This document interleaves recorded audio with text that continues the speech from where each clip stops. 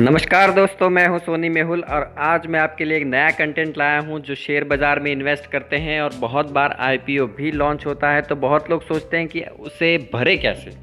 कुछ लोगों को इसके बारे में जानकारी होती है और कुछ लोगों को नहीं होती। तो मैं आज आपको बताऊंगा कि आईपीओ क्या है और उसे कैसे आप भर सकते हैं और उससे पैसे कमा सकते हैं। तो ये वीडियो एंड तक देखिएगा, ये आपके लिए बहुत ज़रूरी है और बहुत ही काम का है। लेकिन उससे पहले एक बात, अगर आपने मेरे चैनल को अभी तक सब्सक्राइब नहीं किया है तो जल्दी से सब्सक्राइब कीजिए, लाइक कीजिए और शेयर कीजिए। तो अब चलते हैं, ये समझते हैं कि आईपीओ आखिर है क्या। अगर हम बात करें कि 2021 अगर आईपीओ का साल कहे तो कुछ गलत नहीं होगा। अभी तक मार्केट में करीब 40 से ज़्यादा नए आईपीओ लॉन्च भी हो चुके हैं और एक बड़ी लंबी लाइन लग चुकी है।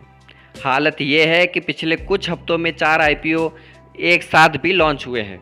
अब ऐसे में आपके मन में ये सवाल होगा कि इसमें निवेश कैसे करें, इसमें एंटर कैसे हों और रुपए कैसे कमाएं, क्या होता है आईपीओ।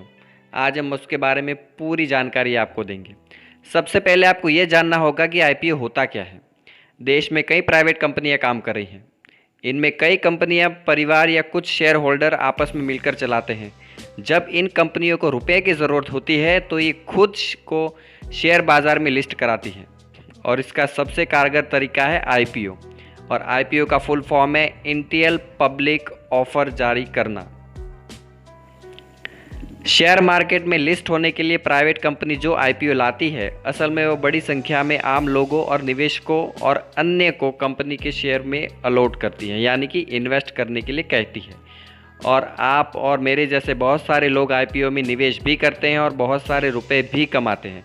अगर आसान भाषा में ये समझे तो अब उस कंपनी का मालिक सिर्फ उसे चलाने वाला वो अलग अकेला व्यक्ति नहीं होता, बल्कि आपके और मेरे जैसे जितने भी लोग हैं जिन्होंने आईपीओ में शेयर्स खरीदे हैं वो सभी लोग होते हैं। आईपीओ में जो शेयर खरीदते हैं वो आमतौर पर बीएसई या एनएसई जैसे स्टॉक एक्सचेंज पर लिस्ट होते हैं, जहां लोग इन शेयरों की आराम से खरीदी और बिक्री भी कर सकते हैं। अब समझते हैं कि आईपीओ लाया कैसे जाता है और किसी निवेशक के हित को सुरक्षा होती है। कोई कंपनी अगर आईपीओ लाने का निर्णय करती है तो उसे मार्केट रेगुलेटर एससीबीआई के नियमों का पालन करना होता है।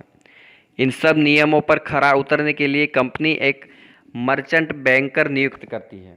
ये बैंकर सेबी में रजिस्टर्ड होता है और वही आईपीओ से जुड़े सारे कंप्लायंस पूरे करके फिर आईपीओ के लिए निवेदन करता है, यानी आवेदन करता है।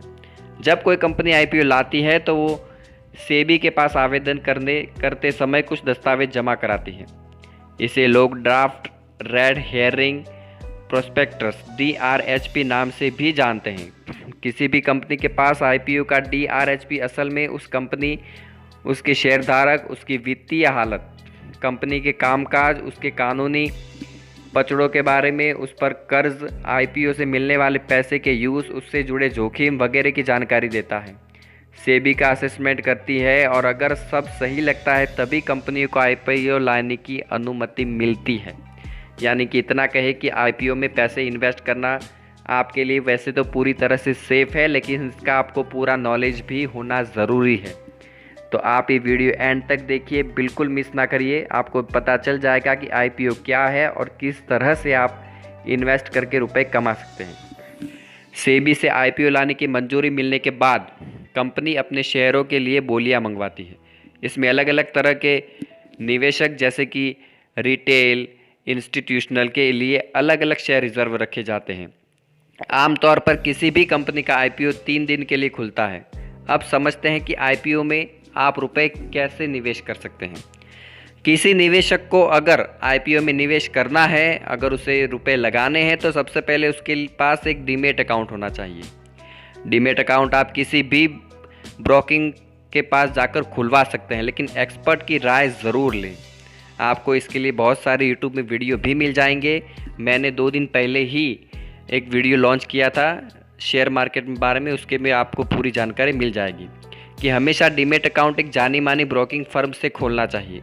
अब लोगों को शेयर अलॉटमेंट पेपर फॉर्म में नहीं बल्कि डीमेट फॉर्म में होता है, इसलिए आईपीओ में निवेश के लिए डीमेट अकाउंट होना ज़रूरी है। डीमेट अकाउंट में ही आप शेयर अलॉट कर सकते हैं और आप अपना डीमेट अकाउंट मोबाइल से भी ऑपरेट कर सकते हैं।